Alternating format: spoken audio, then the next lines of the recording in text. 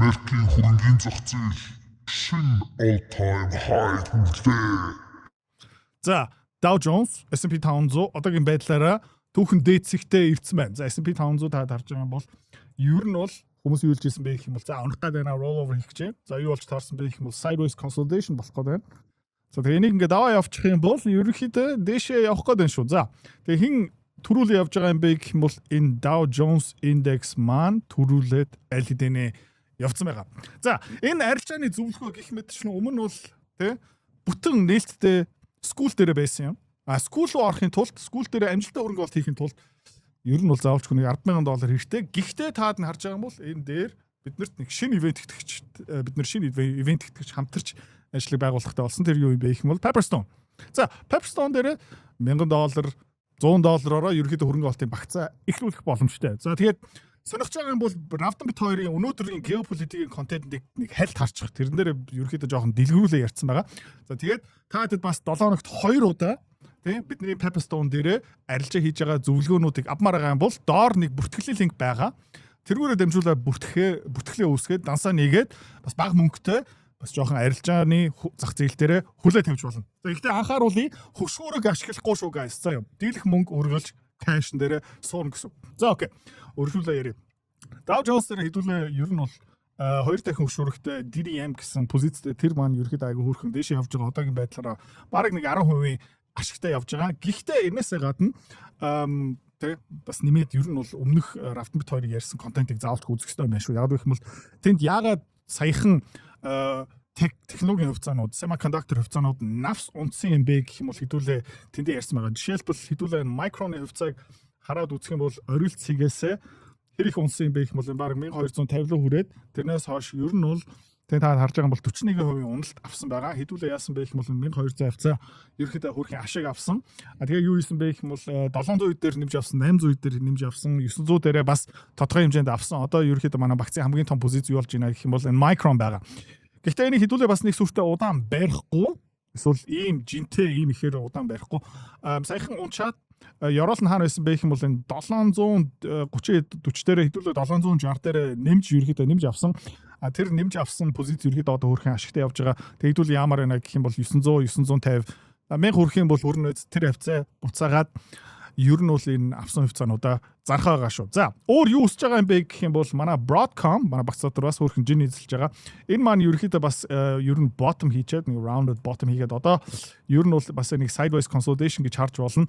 Ерөөхдөө буцаагаад дээшээ явах гэдэг байна. За, энэс гадна манай багц дотор хөрхэн жин эзлээд биднийг хөрөнгийг дээшүүлж байгаа хувьцаа юу юм бэ гэх юм бол Oracle компани. За, миний интернет жоохон хурдан байсан юм бол за Oracle компани хэдүүлээ хамт харцгаа. Яг гэх юм бол сая нилээ ирчлэн унсан та харж байгаа юм бол тий саяхан өмнө хэдүүлээ яасан бэ гэх юм бол энэ доор аваад дээр зараад одоо юу хийж байгаа юм бэ гэх юм бол нилээ жинтэй энэ 120 110 хэд дээр энэ хаваар ер нь бол хөөрхөн авсан одоогийн байдлаараа өчтөр айгүй хөөрхөн буцаагаад өссөн $130-аас $141 хүртэл өссөөд явж байгаа. За, тэгээд хэдүүлээ юу хийж байгаа юм бэ гэх юм бол өнөөдөр Oracle дээр авсан хуваа багасгаж байгаа шүү. Хөшөөрөө жоохон багасгаж байгаа, эрсдлээ жоохон бууруулж байгаа, ашиг авж байгаа. За, хэдүүлээ бас юу хийсэн бэ гэх юм бол Meta сая унаад хэдүүлээ бас багцлуугаа нэмсэн. Тэгээд өнгөрсөн 4 хоногийн дотор ерөөхдөө айгүй хөөрхөн өсөж байгаа. Тэгээд School дээрээ таад бас ямар байна гэх юм бол Alphabet одоо Google компани тухай нэлээд дэлгэрэнгүй шинжилгээ хийсэн байгаа. Тэрийг тавьсан. SK Hynix нэмээд Facebook Meta компани шинжилгээсэн. Ерөнхийдөө 5-6 компани нэлээд гүнзгийрүүлсэн судалгаа хийсэн Oracle бас тэн дотор орсон байгаа.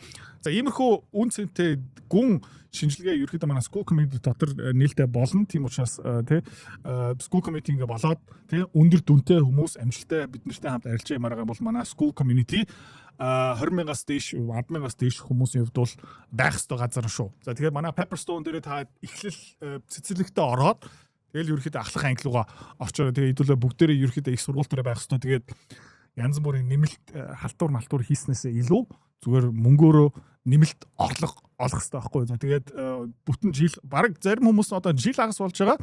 Тэгээд хаад бас айгүй хөөрхөн туршлага судлаад одоо сэтгэл зүйн хувьд бол бат болцсон байхаа гэж би найдаа. За, манай багц өнөөдрийн хувьд бол ер нь бол дандаа сайн мэдээтэй. Ягаад гэх юм бол манай энэ C Limited SE ticker-тэй компани хэдүүлээ энийг 90 хэдэн доллар дээр ер нь бол түүгээд авсан. Энэ хаваар түүгээд авсан. Одоо ерөөдөө айгүй хөөрхөн өсөөд bull flag хийгээд одоо 200 хоногийн moving average-аас дээгүүр гарцсан явж байгаа. Тэгээ хэдүүлээ удахгүй энэ C limit дээр бас жоохон ашиг авах. Гэхдээ цаг нь арай болоогүй. За нэмээд ер нь бол үргэлж download сайн мэдээ те миний хувьд бол амар гоё юм байна. Хаяа бас муу мэдээ байсан шүү. Яг үргэлж миний буруу те та бүгдээр энийг мэдж байгаа. Энэ бол ерөөхдөө та юу орж ийнэ гэх юм бол энэ double bottom одоо энийг эргүүлчихье. За invert scale гэх юм бол double top гэхдээ ингээд харах хэрэгтэй учраас ингээ харах ёстой учраас ерөөхдөө нэг double bottom хийчихэд одоо ер нь бол тэг ингээ дээш явах гэдэг нь өчтөр яасан бэ гэх юм бол баг $120 руу хүрсэн нэг хувьцаа service now дээр тэгээ удахгүй бас энэ дээр хэдүүлээ баг зэргийн ашиг авахаар байгаа шүү. За өнөөдөр хэдүүлээ юу хийж байгаа юм бэ гэвэл тэгээ Intel corporation хувьцаа ерөөхдөө сая нэлээд унсан та харж байгаа юм бол саяхан энэ 5 сарын үеэр за энэ хувьд ер нь бол ascending triangle эсвэл sideways consolidation энэгээр ингээ хажуу тийш явсараад тэгээ дээшээ тэлсэрсэн. Тэгээ энэ жоох мегафон маягийн юм болчоод тэгээд энэ diamond баг ийм formation хараад тэгээд breakdown болсон. За тэгээд саяхан Intel corporation бас тэгээ та харж байгаа юм бол 7 сарын 24-нд тайлан гаргасан. Би ерөөхдөө Intel corporation санхүүгийн тайлан байлна. Саяхан нэг 5-6 компани шинжилгээ хийсэн. Одоо ерөөхдөө Intel corporation шинжилгээд орцсон байгаа. Манай school community дээр Intel-ийн гүн шинжилгээ би амжих юм бол маргааш за хамгийн сүүлд нөгөөдөр оруулна. Гэхдээ ерөөхдөө хэдүүл юу хийж байгаа юм бэ гэх юм бол Intel corporation-ыг өнөөдөр багцлууга бас оруулж байгаа шүү. За хажуугаар нь хэдүүл өчигдөр орой юу хийсэн бэ гэвэл iOS 5 дээр нэмж авсан ягаад вэ гэх юм бол та харж байгаа бол хэдүүлээд энийг зөндөө ярьж ийсэн. Доллар евро маань ерөөхдөө навс унчаад хэдүүлээ энэ хаваар iOS 5-аар дамжуулаад хөрх ашиг авч чадсан. Тэгээ Euroll дээр хэдүүлээ зарчаад уучлаарай. Тэгээ энэ ерөөхдөө нэг sideways consolidation явчаад хэдүүлээ энэ хаваар бас нөгөө VIP багцтай хүмүүс тийм доллар индекс судалж аваад энэ хаваар ерөөхдөө зарчаад хөрх ашиг авч чадсан. Одоо тэг юу хэлж ийсэн бэ гэх юм бол iOS 5-ыг хэдүүлээ хизээ нэмж авмаар байна гэх юм бол энэ евро маань 1.15 хавцаа хүрээд ирэх юм бол за тэгээд өнгөрсөн хэдэн хоног ер нь бол нэлээд хөөрхөн дээш явсан. Энэ юунаас болсон юм бэ гэх юм бол энэ yen interference Рафтан Битори өмнөх контент дээр энийг ерөөхдөө нэлээд дэлгэнгүй ярьсан. Америкийн төв банк Scott Bessent хоёулаа хамтраад юу хийсэн бэ гэвэл энэ yen-ийн үн хаашийг нэлээд хүчтэй дарсан. Хэдхэн хоногийн дотор 164-өөс бүр энэ 155 руу буурна гэдэг чинь нэлээд хүчтэй интервенц. Олон тэрбум доллар шаардлагатай байсан. Гэхдээ миний таамаг юу юм бэ гэвэл энэ зүгээр шархны лент болж таарна. Тэгээд юу та харж байгаа бол энэ candle бол нэлээд bottom candle харагдаж байгаа. Гэхдээ Америкийн сангийн яам Японы төв банк юу ярьж байна гэх юм бол бид нар дахиад интервенц хийхэд бэлэн янз бүрийн тиймэрхүү юм ярьж байгаа. Тийм учраас энэ дахиад унах магадaltaй тийм учраас одоохон хэдүүлээ yen man дээрээ томоохон позиц хийх байгаа гэх юм бол савлах магадaltaй. Гэхдээ ер нь бол дахиад интервенц хийгээд энэ 150 хэдлүү ерөөхдөө нам дарчих юм бол хэдүүлээ юу юмэр байна гэх юм бол ер нь эндээ доллар long yen short орох ёстой шүү. Миний зүгээс тийм. Эндээ та бас бэлэн байгаарай. За хажуугаар нь ер нь бол Германы засгийн газрын бонд хэдүүлээ VIP багц дээр 126 125 дээр ерөөхдөө short хийгээд энэ хаваар ерөөхдөө short cover-уудаа хийсэн. Энийг авсан хүмүүс за 2 гэрээ авснаа гэдэг чинь бараг $2-3,000 олцсон байгаа баах. Та авсан юм бол тэгээд VIP багц манай скул дээр сарын $99 илүү. Тэгээд энийг дагсан хүмүүс ер нь бол $99 одоо 20 нугалцсан байгаа гэсэн үг. Ерөөдөө иймэрхүү төрлийн үнцэн бид нэр таадад авчиж байгаа. За удахгүй бас энэ Францын засгийн газрын бондын short гэрээ лугаа орно. Гэхдээ ерөөхдөө саяхан ер нь ороход бэлэн болж исэн өчтөр та харж байгаа бол 123 руу ингээ өсөө явлаа.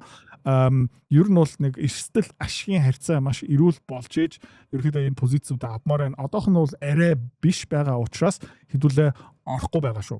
За тэгээд нөгөө шинжилгээнийхээ дагуу хэдүүлээ харж байгаа юм бол Google компани хувьцаа ерөөхдөө айгүй хөөрхөн дэше явсан. Google одоохон манай багц дотор байхгүй. Манай багц дотор гэхдээ юу байгаа юм бэ гэх юм бол Nvidia байгаа. Хэдүүлээ Nvidia-г 102, 195, 200, $205 дээр авсан. Одоо pre-market дээрээ ерөөхдөө $210 дээр явж байгаа. Nvidia компани саяхан өнгөрсөн 7 хоног бас шинэ гэрээнүүдэ зурсан. Ер нь Vera Rubin chip гэх мэт чинь ерөөхдөө гайхалтай шинэ рекордуудыг тогтоож байгаа. Тэгээд нөгөө Leopold Aschenbrunner-ийн сан дампуурсныхын дараа энэ зах зээл ерөөхдөө их цэвэрлэгээ хийсэн гэх юм уу нэлээд хөшүүрэг алга болсон. Одоо буцаагаад жинтэй хүмүүс зах зээл орж ийн томоохон институтууд тий урт хугацааны алсын хараатай төвчээртэй хүмүүс ерөөдөө одоо зах зээл дээр авж байгаа янз бүрийн тийм өндөр хөшүүрэгтэй мэдрэл муутай солонгос хүмүүс ерөөхдөө бүгдээр алгадуулаад ерөөхдөө энэ зах зээлээсээ хугдсан байгаа. За Xpeng-ийн ерөнхийдөө зах зээлийн мэдээлэл та харж байгаа бол энэ доор бас тэгээд жилээс жилийн хооронд 4 хувиар өссөн цахилгаан машины зах зээл хэцэд айгу таатай явж байгаа. Харцгаа энд ерөөхдөө нэг low хийсэн байна. Дараагийн low тэгээд ерөөхдөө support zone дээр ингээ явж гин ер нь хүмүүс энэ Xpeng $12 хүрээд ирэхээр ерөөхдөө жинтэй худалдаж авдаг юм байна. Дээшээ явах магадaltaй өшөө доошоо буурах юм бол хэдүүлээ ямар байна гэх юм бол Oracle-аас авсан ашгаа. Тэгээд удахгүй Micron дээрээ хэдүүлээ юу их юм бэ гэх юм бол позиц багасгах нь. Нэг бол Algila багасгах нь эсвэл ашгаа авна. Тэгээд хаашаа оруулмаар байна гэх юм бол энэ Xpeng-ийн хувьцаа ерөөхдөө эрсдэл өгөөжийн харьцааны хувьд бол маш дэжгүй харагдаж байгаа. За, Meta-гийн хувьцааг одоохон хэдүүлээ нэг сүртэ оролдохгүй сая энэ хаваар ингээ авсан ямар байна гэх юм бол 200 хоногийн moving average-ийн дээгүүр ерөөхдөө авчмаар байна. Oracle тэг айгүй хөөрхөн ёроол дээр нэлээд жинтэй худалдаж авсан. Өнөөдөр баг зэрэг ашиг авч байгаа. Тэгээ хэдүүлээ Oracle-ийн хувьцааг харцгаая. School руу ороод Oracle-ийн шинжилгээ хараарэ маш олон хүмүүс ерөөхдөө Oracle-ийн компанийг ерөөсөө ойлгодгүй тэр 10Q жилийн эцсийн тайлан санхүүгийн бүтц гэрээ баланс ерөөхдөө тэрийг унших цаг зав гаргадаг хүмүүс нь ерөөхдөө айгу зөөхөн хүмүүс яах дуртай юм бэ гэх юм бол зүгээр видео хармаар байдаг, нэг контент хармаар байдаг. Тэгээд ер нь бол айгу олон хүмүүс юу хийж ийна гэх юм бол залхуу хүний бэлдсэн хоолыг ингээд идэх дуртай. Тэгээд залхуу хүний зөвлөгөөг дагаа явахаар энэ зах зээлийг ерөөхдөө ойлгохгүй, эрсдлийг ойлгохгүй, өгөөжийн харьцаа ойлгохгүй. Тэгээд Oracle гэх мэт шиг компаниуд дээр зөв шийдвэр гаргаж чаддгүй юм. За манай School Community яг энэ эсрэг тэгээд өнгөрсөн 7 хоног энэ 7 хоног наадмаас хойш ерөөхдөө манай багц айгу дэжгүй явж байгаа. Тэгээд өнөөдрийн хувьд бол энэ хангалттай гэж бодож байна. Арилжаануудаа хийгээрээ битгий шуналдаараа хөшүүрэг авахгүй шүү. Тэгээд хэдүүлээ ааж маажмаараа болгоомжтой жилийн 30 40. За хаяа магадгүй нэг 50% өгөөжийн араас явъя тэрнээс илүү юм ерөөхдөө хэрэггүй шүү guys. За яа. Окей. Маргааш эргээд уулзъя. Баяртай.